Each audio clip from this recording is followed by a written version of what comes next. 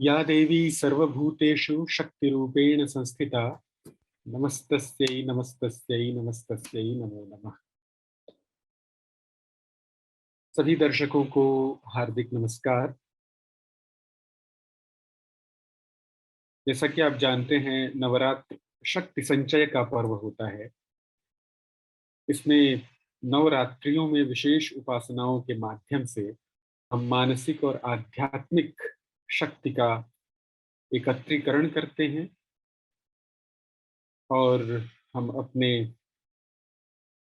सर्वविध उन्नति की देवी से प्रार्थना करते हैं। और मानसिक तथा आध्यात्मिक उन्नति का बहुत बड़ा संबंध हमारे आहार और आहार की प्रणाली से होता है। जैसा कि उपनिषदों में कहा है, आहार शुद्धौ सत्व शुद्धि, सत्व शुद्धौ ध्रुवा स्मृति। आहार जब शुद्ध होता है तभी व्यक्ति का मन शुद्ध हो सकता है और अंतःकरण के शुद्ध होने से फिर आध्यात्मिक उन्नतियों के द्वार खुलते हैं।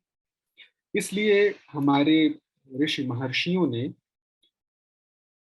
इन नवरात्रों में आध्यात्मिक उपासना के साथ उपवास को भी जोड़ा है, जिसको हम सामान्यतया व्रत के रूप में लेते हैं।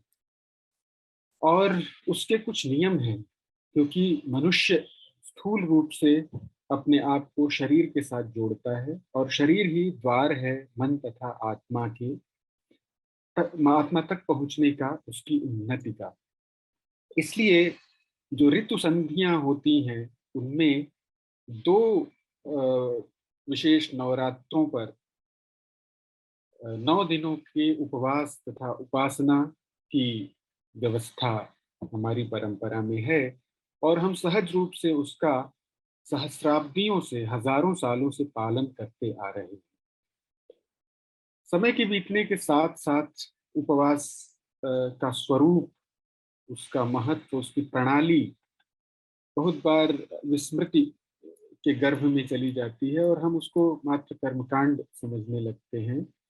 हम उसका अन्न का त्याग मात्र समझने लगते हैं। तो वस्तुतः यह एक प्राकृतिक चिकित्सा का भी बहुत महत्वपूर्ण अवसर है, उसकी प्रविधि है। और हम अगर उसको वैज्ञानिक रूप से समझें तो हमारा हमारा शरीर तो स्वस्थ होगा ही, शुद्ध और साफ होगा ही, साथ साथ हमारी आध्यात्मिक उन्नति और नवरात्रों में साधना के विशेष अवसर भी हमें प्राप्त होंगे, विशेष अनुभूतियां भी हमें मिलेंगी। तो उपवास के चिकित्सकीय अवधारणा पर प्रकाश डालने के लिए आज हमारे हमारे समक्ष, हमारे साथ सौभाग्य से उपस्थित हैं डॉक्टर उषा उपाध्याय जी, जो कि प्राकृतिक चिकित्सक तथा योग विशेषज्ञ हैं। हम आपका स्वागत करते हैं। डॉक्टर साहब, जैसा कि हम जानते हैं कि नवरात्र पर्व कल से प्रारंभ हो रहा है और ये शारदीय नवरात्र है। शरतकालीन नवरात्र में उपासना के साथ उपवास की भी विधि बताई जाती है और उपवास का संबंध शारीरिक शुद्धि के साथ भी है, मानसिक शुद्धि के साथ भी है, आगे आने वाले शीतकाल के लिए अपने शरीर को तैयार करने के लिए भी है, उसको सशक्त करने के लिए है। तो सबसे पहले आपसे मैं यह जानना चाहूंगा कि उपवास की कार्य प्रणाली क्या होती है, उसकी मेथडोलॉजी क्या होती है, उसकी विशिष्टता क्या होती है, जिसके कारण वह हमारे शरीर को स्वस्थ रखता है और उसकी ओवरहॉलिंग करता है, भिन्न भिन्न रोगों से हमें प्रतिरोधक क्षमता विकसित करता है और साथ ही साथ किस तरह से वह आध्यात्मिक रूप से एकाग्र करने में सहायक होता है। जी, आपने बहुत ही सुंदर प्रश्न किया है। ये जो नवरात्र का उपवास है, वो हमारे ऋषि मुनियों ने हम जनमानस के लिए इतना सुंदर तरीके से डिजाइन किया है। ये हर 6 महीने में 2 बार हम उपवास करते हैं नवरात्र का, और एक बार नवरात्र आता है जब हम ग्रीष्म ऋतु से शीत ऋतु में प्रवेश करते हैं, और दूसरा जब हम शीत से ग्रीष्म में प्रवेश करते हैं। उस समय हमें शरीर शुद्धि की बहुत ज्यादा आवश्यकता होती है। कब? जब ऋतु परिवर्तित होता है। और इसीलिए हमारे ऋषि मुनियों ने इसको डिजाइन किया है इस तरह से कि हम किसी भी तरह से कम ऋतु परिवर्तन के टाइम में 10 दिन का उपवास कर लें, ताकि हमारा शरीर शुद्ध हो जाए और हम स्वस्थ रहें। जैसा कि आपने बताया कि प्राकृतिक चिकित्सा में भी चिकित्सा का एक बहुत ही पावरफुल साधन है। प्राकृतिक चिकित्सा में तो उपवास चिकित्सा को ऑपरेशन कहा जाता है। कोई भी अगर क्रॉनिक कंडीशन का पेशेंट हो, रोग ना ठीक हो रहा हो, तो उसको लास्ट में उपवास चिकित्सा ही दिया जाता है। उपवास चिकित्सा देने से सारे रोग, जैसे ऑपरेशन मतलब रोग को काट के निकाल दिया, तो उपवास रोग को काट के निकाल देता है। और इसका कॉन्सेप्ट ये है कि जब हम भोजन करते हैं, तो हमारे शरीर की बहुत ढेर सारी शक्ति उस भोजन को पचाने में लग जाती है। हैं? और जब हम उपवास करते हैं, तो वो सारी शक्ति हमारे रोग को दूर करने में लग जाती है। अभी एक वैज्ञानिक हैं जापान के, उन्होंने बहुत बढ़िया रिसर्च किया है, बहुत ही सुंदर चीज निकल के बाहर आई है। वो ये है कि जब हम उपवास करते हैं, तो हमारे शरीर में एक तरह का जिन एक्टिव हो जाता है। उस जिन को हम कह सकते हैं कि हाउस कीपिंग जिन्स, मतलब साफ सफाई करने वाला जिन्स, जिसका काम होता है हमारे शरीर का रख रखाव करना, हमारे शरीर के को रोग मुक्त रखना और टॉक्सिन्स फ्री रखना। उस वैज्ञानिक को 2016 में नोबेल प्राइज भी मिला था। तो यही वही कॉन्सेप्ट है जो हमारे ऋषि मुनियों ने उसको बनाया है, उपवास को, कि हम लोग जो है 6 महीने में एक बार टॉक्सिन्स फ्री हो जाएं, और अगले 6 महीने के लिए, जैसे अगर हम शरद ऋतु से ग्रीष्म ऋतु में प्रवेश करते हैं, तो एकदम से चेंज हो जाता है ना माहौल। सही। और ये 2 ऋतुएं ही भारत में बहुत तीव्र होती हैं, तो उनके लिए शरीर को तैयार करना बहुत आवश्यक होता है भारतीय परिप्रेक्ष्य में। तो उपवास करके उपवास करके हम अपने आप को तैयार करें अगले ऋतु के लिए। बहुत महत्वपूर्ण। आपने सामान्य रूप से उपवास किस तरह से हमारे शरीर के प्रति अपनी कार्य प्रणाली को जारी रखता है, इसको आपने बताया। अब हम आते हैं नवरात्र की ओर, जो नवरात्र के साथ हमें उपवास करना है। हम जानते हैं कि ये नवरात्र पर्व जो है वो 9 दिनों का होता है, और इसमें एक मध्यम काल का उपवास है, न तो बहुत छोटा है न तो बहुत बड़ा है। तो इसलिए ये आसानी से किया भी जा सकता है, लेकिन फिर भी भोजन का संस्कार हम लोगों के पास इतना अधिक होता है दैनंदिन जीवन में कि हमारे लिए कई बार ये कठिन होता है। तो हम ये जानना चाहते हैं कि इस उपवास को करने की हमारे लिए वैज्ञानिक विधि क्या हो, ताकि वो हमारे लिए शारीरिक, मानसिक और आध्यात्मिक रूप से उपयोगी हो। ये जो 9 दिनों का उपवास है, हम किस प्रकार से करें, और उसके लिए उपवास को प्रारंभ करने से पहले हम क्या तैयारियां करें, और उस उपवास करते हुए क्या सावधानियां बरतें, इस पर आप कृपा करके कुछ प्रकाश डालें। जी, उपवास करने से पहले हमें एक दिन पहले ही सात्विक आहार ही लेना चाहिए, गरिष्ठ भोजन नहीं लेना चाहिए। और अपने कब्ज को, अगर कब्ज है तो कब्ज को तोड़ने के लिए फाइबर युक्त चीजें 2-3 दिन पहले से लेना चाहिए।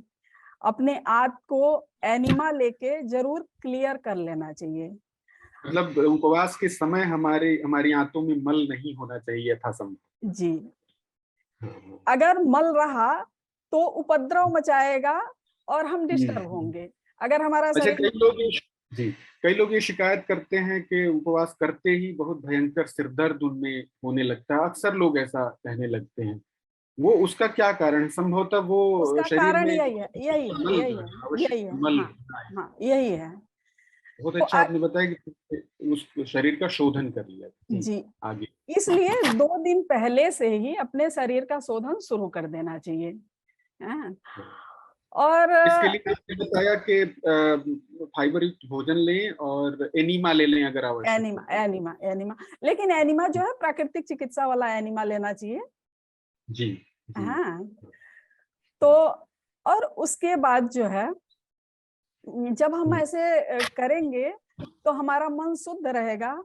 और उपवास का तो अर्थ ही होता है अपने पास रहना, अपने में उपस्थित रहना। हैं? हम पूरी दुनिया घूम लेते हैं, पूरी दुनिया को देख लेते हैं, लेकिन विडंबना ये है कि अपने आप को नहीं देखते हैं। तो सही बात उपवास है। का मतलब ये है कि हम अपने इंद्रियों को, हमने अपनी इच्छाओं को थोड़े दिन के लिए समेटें, अपने आप को देखें। और अगर हम ऐसा करते हैं तो हमें बहुत ज्यादा लाभ होगा उपवास का। हुँ, हुँ, ये सही बात। नवरात्र के उपवास का बहुत ही बढ़िया लाभ होगा। तो सही, हम अपने पास रहें, हम जो ईश्वर हमारे हृदय में है, उसके पास भी हम अपने पास रहने से जी, ही हो जी। सकते हैं। जी, जी। और उस पर हम विश्वास करें, हम भोजन पर थोड़े से विश्वास को थोड़ा-सा कम करें। वस्तुतः काम करें। हम दैनंदिन जीवन में देखते हैं कि लोगों की का चिंतन ये होता है कि हम आखिर कमा क्यों रहे हैं? खाने के लिए ही बिल्कुल, कमा रहे बिल्कुल, हैं। बिल्कुल, बिल्कुल, बिल्कुल। तो ये जो पशुत्व बुद्धि जैसी है कि हम जी, भोजन के लिए ही सारा हमारा पूरा अस्तित्व और जीवन है, उस जी, पर उससे विश्वास को थोड़ा-सा कम करें। इसी के लिए संभवतः ये नवरात्र पर्व जी, आता जी। है। भोजन का तो भोजन का हमेशा एक जागरूक प्रक्रिया होना चाहिए। हमें पूरा हुँ, होशो-हवास में रह के खाना चाहिए कि हम क्या खा रहे हैं, हमारे लिए कितना ये लाभ करेगा।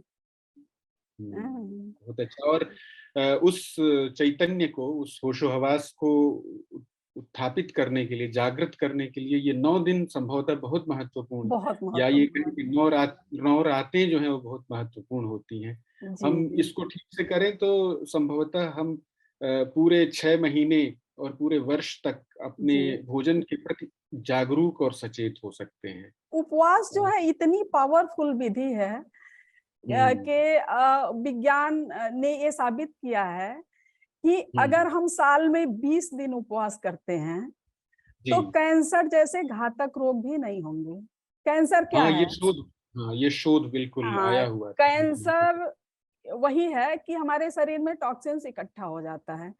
वो हुँ, टॉक्सिन्स एक हुँ, जगह कहीं किसी भी हिस्से में हमारे शरीर के जाके और उपद्रव मचाता है। और उसी हुँ। उपद्रव का नाम है कैंसर, जो और जानलेवा होता है। हाँ, निरंतर अनियमित भोजन के नाते शरीर को उन टॉक्सिन्स को खत्म करने का अवसर नहीं मिलता है, तो जी, ये जी। व्रत उपवास जो है उसी अवसर को जी, जी। हमारे लिए मुहैया कराते हैं, जी, जी। उपलब्ध हमारे कराते हैं। ऋषि मुनि भविष्य को जानते थे और हुँ, हुँ, उनको ये पता था कि ऐसे होने वाला है, इसलिए हुँ, भी उपवास ये हुँ। नवरात्र का उपवास हमारे लिए बहुत ही ज़रूरी है और इसीलिए ऋषि मुनियों ने इस तरह से डिज़ाइन किया है। बहुत सुंदर, बहुत महत्वपूर्ण बातें आपने की। और अगले बिंदु पर हम चलते हैं कि सामान्यतः लोग उपवास का तात्पर्य ये समझते हैं कि केवल अन्न को छोड़ देना है, बाकी सारी चीज़ें खा लेनी हैं। और इस चक्कर में वो बहुत सारी चीज़ें बहुत बार खाने लगते हैं, क्योंकि भोजन का संस्कार तो रहता ही है हमेशा, वो चेतना आती नहीं है उपवास से संबंधित। तो वे बहुत बार सामान्य भोजन से भी गरिष्ठ भोजन व्रत में करने लगते हैं। तो मैं ये पूछना चाहता हूँ कि हमें आहार को नियमित किस तरह से करना चाहिए व्रत के अंतर्गत? अगर आहार ले रहे हैं, तो कितनी मात्रा में होना चाहिए? अगर हम फलों पर रह रहे हैं, तो फलों का कॉम्बिनेशन क्या होना चाहिए? रसाहार जैसे कि हमारे प्रधानमंत्री के बारे में प्रसिद्ध है कि वो केवल जल पे रहते हैं और कितने अधिक एक्टिव रहते हैं उस समय। तो हम रसाहार को किस तरह से कर सकते हैं? इस पर आप कृपा करके कुछ प्रकाश डालिए। जी, आपने बिल्कुल सही कहा कि जैसे हमारे संस्कार में ही शामिल है भोजन करना, तो उपवास हम्म, में भी हम वही करते हैं। क्या होता है सही। घरों में जो है दिन भर कुछ ना कुछ फ्राई होता रहता है, बनता रहता है। कभी इसका हलवा, कभी इसकी पूरी, कभी इसकी सब्जी, कभी इसका खिचड़ी, हम्म। साबूदाने की लोग प्रश्न खिचड़ी। पूछते हैं कि अब उपवास रहना है तो क्या खा के रहें क्या और उपवास में क्या खाएं। क्या तो खाएं? खाने पर ज्यादा जोर रहता है हमारा। अरे आजकल तो होटलों में भी व्रत की थाली के नाम से पूरा सजा सजाया हुआ हाँ, थाली मिलता बिल्कुल है। बिल्कुल। हाँ। वो व्रत का सारा सारा उद्देश्य जो है वो नष्ट हो जाता है। तो हमें हाँ आहार नियमन कैसे करना चाहिए, प्राकृतिक जी चिकित्सा पद्धति इसमें क्या कहती है? जी। जो हमारे स्वास्थ्य के लिए बहुत ही हार्मफुल हो जाता है, प्राकृतिक चिकित्सा पद्धति ये कहती है कि हम्म, उपवास को वैज्ञानिक रूप से करना चाहिए, उपवास को उपवास की तरह करना चाहिए। जी। प्राकृतिक चिकित्सा में कई तरह के उपवास हैं, जैसे हम्म, जलोपवास। आप खुद उपवास के बहुत अभ्यासी हैं, आपने कई नवरात्र जो है सिर्फ जल पे किया है। हम्म। फल पे तो आप बचपन से ही करते आ रहे हैं। वो आपके निर्देशन में ही सब कुछ होता है। तो जी उसमें हम नवरात्र के संबंध में अगर हम जन सामान्य को बताना चाहें तो जी। किस तरह से करें वो? अगर क्षमता हो, हम्म, उपवास के बारे में विधिवत ज्ञान हो, तो हम्म। सबसे उत्तम उपवास है जल पे उपवास करना। जल पे जी। उपवास जब हम करते हैं तो दिन में 2 या 3 बार नींबू शहद पानी ले लेते हैं। तो अच्छा, शहद से, केवल सादा पानी नहीं लेना चाहिए? हाँ, सादा पानी भी लेना चाहिए दिन भर, लेकिन 2-3 बार नींबू शहद पानी पी सकते अच्छा, हैं। अच्छा। हाँ। तो शहद से क्या होता है कि हमें एनर्जी बनी रहती है। हम्म, हम्म, एनर्जी तो शहद ना ले तभी भी बनी रहेगी, लेकिन हम्म, हमारा मन है जो कहता है कि हम कमजोर हो रहे हैं। हाँ? हम्म, तो हम्म, शहद से एनर्जी बनी रहेगी। और नींबू जी। जो है हम्म, अंदर के शुद्धिकरण का प्रोसेस जो है वो तेज कर देगा। हम्म हम्म, अगर वो नहीं कर सकते हैं तो रसोपवास करना चाहिए, मतलब फलों हाँ, के जूस पे रहना चाहिए, सब्जियों के जूस पे रहना चाहिए। जी, अगर जी। वो भी नहीं कर सकते हैं तो हम्म, फल लेना चाहिए, हम्म, उबली हुई हम्म, सब्जी लेनी चाहिए। हम्म, बस यही तरीका है, इसके बाद ऐसा नहीं है कि कुछ और खा के करना चाहिए। हैं? हम्म। अन्यथा दूध, वो उपवास का उद्देश्य जो है वो नष्ट हो जाता है। बिल्कुल। यहाँ तक कि उपवास में दूध और दही का भी इस्तेमाल नहीं करना चाहिए। क्योंकि दूध गरिष्ठ, दही, वो भी गरिष्ठ हाँ हाँ होते हैं। हाँ हाँ, गरिष्ठ होता है।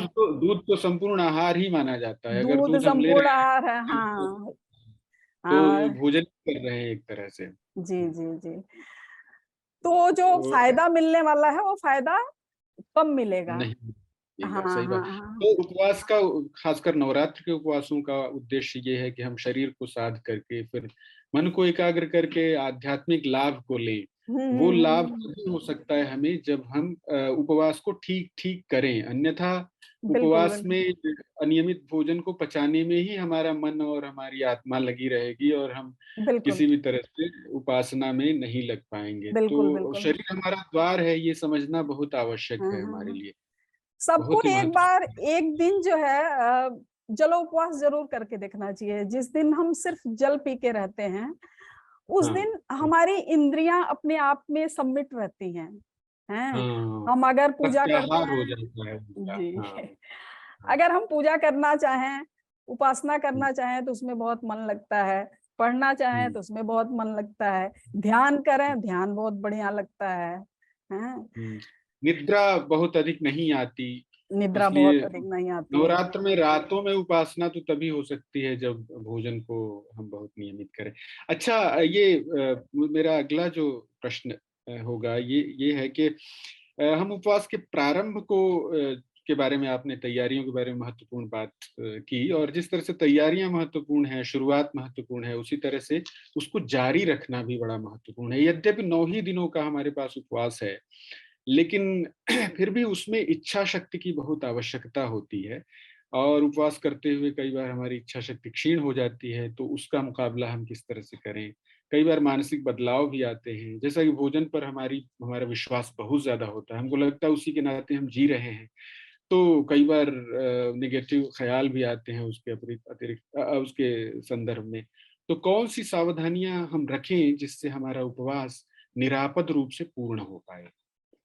जी।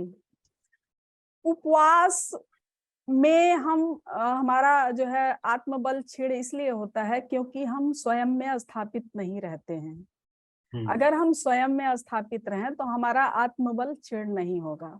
और जी। एक जानकारी हम सबको रखनी चाहिए कि सिर्फ पानी पे 45 दिनों तक रहा जा सकता है। सिर्फ पानी पिए, नींबू शहद भी ना लें तभी भी हम 45 दिनों तक रह सकते हैं और स्ट्रांग रह सकते हैं। ये नहीं कि हम बाद में बीमार हो जाएंगे।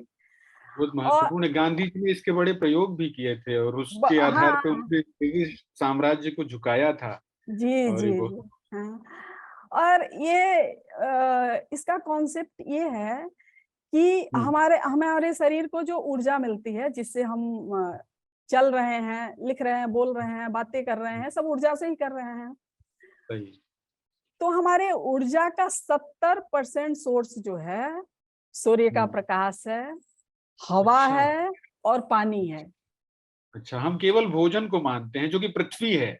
हम जी केवल जी पृथ्वी तत्व को ही मानते हैं। जी इसलिए जी बड़े ही स्थूल हमारा मन स्थूल हो जाता है, हमारा जी शरीर स्थूल हो जाता जी है, जी हमारी आत्मा स्थूल हो जाती है, जी जी हमारी गति जो है वो अधोगति हो जाती है, गुरुत्व ज्यादा हो जाने के जी नाते। जी ये जी बहुत महत्वपूर्ण बात आपने कही। जी जी जी। अगर ये पता चल जाए हम सबको, हम्म। तो हमारा हम्म। भोजन वैसे ही कम हो जाएगा, कम हो जाएगा। सही सही है सही। ना? क्योंकि तो सिर्फ अति 30, जी, जी। सिर्फ 30% ही तो लेना है, 30% ही तो सही चाहिए। सत्तर सही प्रतिशत सही। तो वैसे ही मिल रहा है हमें। हाँ, हाँ, लेकिन उन तत्वों के हम उचित संपर्क में रहें। बिल्कुल। और अति भोजन पर अति भुक्तिरतीवोक्ति सद्य प्राणापहारिणी, शास्त्रों में कहा है अत्यंत अत्यधिक भोजन और अत्यधिक बोलना जो है वो हमारे प्राणों को हरने वाला है, प्राणों ओ को नष्ट करने वाला है। जी अब हमारा समय संभवतः समाप्त हो रहा है। प्रायः ये अंतिम प्रश्न हमारा होगा कि जैसे कि मैंने आपके बहुत सारे वीडियोस में, जो आपका चैनल है, बहुत ही महत्वपूर्ण चैनल प्राकृतिक चिकित्सा की ओर, उसमें उसके एक वीडियो में मैंने देखा था और आपने बहुत महत्वपूर्ण बात बताया था कि जिस तरह से उपवास शुरू करना या उसको जारी रखना महत्वपूर्ण है, संभवतः उससे भी ज्यादा महत्वपूर्ण और सावधानी वाला कार्य है उपवास को तोड़ना, उपवास को समाप्त करना। तो यदि आपने बताया था कि यदि उचित उचित रीत से समाप्त न किया जाए, उसका समापन न किया जाए, तो संभवतः उपवास के सारे लाभ हमें ठीक से नहीं मिल पाएंगे। तो आप ये बताएं कृपया कि उपवास को किस विधि से समापन की ओर ले जाएं, किस प्रकार उपवास वाले आहार से हम सामान्य दैनंदिन आहार पर, दैनंदिन भोजन पर धीरे धीरे ग्रेजुअली आए, ताकि उपवास के सारे लाभ हमको मिल सके। जी, बहुत बहुत बढ़िया। सही बात यही है कि उपवास करने से भी ज्यादा महत्वपूर्ण होता है उपवास को तोड़ने की विधि, है ना? तो उपवास को तोड़ने की विधि ये है कि जब हम उपवास करते हैं तो उपवास तोड़ने से पहले, जैसे हम रसोपवास कर रहे हैं, अगर फल के जूस पे है कोई, है, जी। तो पहले फलाहार पे आएंगे। जिस हम्म। दिन 9 दिन अच्छा। पूरा होगा, 10वें दिन हम पहले फलाहार पे आएंगे। वो भी फल हम्म। लेंगे, पहले रसीला फल, है, अच्छा। जैसे हाँ। ऑरेंज, है, एप्पल, ठीक है। अनार, ये सब ठीक है। बहुत सुपाच्य फल है। पपीता, ये सब बहुत सुपाच्य फल है, ये जल्दी पचने वाला फल है। रस की, जिसमें जल तत्व की बहुत अधिकता हो, हाँ ताकि जी। ताकि हाँ पाचन पाचन तंत्र को अचानक कोई कड़ी चीज न मिल जाए। हाँ, कड़ी चीज ना मिले। तो पहले हम्म। फलाहार पे आते हैं, उसके हम्म। बाद जो है सात्विक आहार पे आते हैं, जिसमें जैसे कि। हाँ। जिसमें पानी की अधिकता हो। जैसे अच्छा। हाँ, जैसे हरी सब्जी हम्म। को उबाल के उसमें प्राकृतिक जल नष्ट ना हो इसलिए ऊपर से जल मिला देना चाहिए, हैं। हम्म। हम्म। और दलिया उसमें एक मुट्ठा डाल लिया, हैं। हम्म। हम्म। हम्म। और उसको जो है हम्म। लिक्विडी बना के, हल्का नमक, हल्की हल्दी डाल के उसको जी खा जी। लिया। हैं। अच्छा, फिर अच्छा, 1-2 दिन ऐसा आहार लेने के बाद ही नॉर्मल आहार पे आना चाहिए। अगर हम ऐसा अच्छा, करेंगे तो हाँ। बहुत ही अच्छा लाभ मिलेगा हमारे उपवास का, और हम स्वस्थ रहेंगे, पूरे 6 महीने के लिए स्वस्थ रहेंगे। तो 2-3 दिनों तक ये उपवास के बाद भी 2-3 दिनों तक इन आहारों पर हमें चलना चाहिए, उसके बाद हाँ, ही सामान्य आहार। उन लोगों को, जिन लोगों को, जो लोग जल उपवास कर रहे हैं या जो लोग रसो उपवास कर रहे हैं, हुँ, और हुँ, जो हुँ, लोग हुँ। फल और सब्जियों पे हैं, हरी हाँ, सब्जी पे और फल पे उपवास कर रहे हैं, वो लोग हाँ, दूसरे हाँ। दिन सात्विक आहार लेंगे और फिर ले नॉर्मल सकते दिनचर्या हैं, पे आ जाएँगे। नॉर्मल ले सकते हैं। तो जी। उपवास पर आपने सांगोपांग बहुत महत्वपूर्ण विवेचन किया, जितनी महत्वपूर्ण बातें हो सकती थी, उनको आपने संक्षेप में ही सही बहुत महत्वपूर्ण सूत्र हमारे सामने रखे और हमें विश्वास है कि हमारे श्रोताओं को, हमारे दर्शकों को इस विषय में महत्वपूर्ण जानकारी और मार्गदर्शन मिला होगा और वे उन सभी के लिए जो अगला नवरात्र है, वो इस तरह से शरीर शुद्धि करके मानसिक एकाग्रता बढ़ा करके आध्यात्मिक प्रगति करने वाला सिद्ध होगा आपके मार्गदर्शन के माध्यम से ये हमें पूरा इसका विश्वास है। आप हमारे साथ आपने बातचीत करने का अवसर दिया। इतनी महत्वपूर्ण जानकारियाँ आपने शेयर की अपने श्रोताओं के प्रति, इसके लिए हम आपके लिए बहुत आभार और बहुत धन्यवाद व्यक्त करते हैं। फिर किसी महत्वपूर्ण विषय को लेकर के हम आपसे चर्चा के लिए आपसे समय की गुज़ारिश करेंगे। तब तक के लिए बहुत-बहुत धन्यवाद।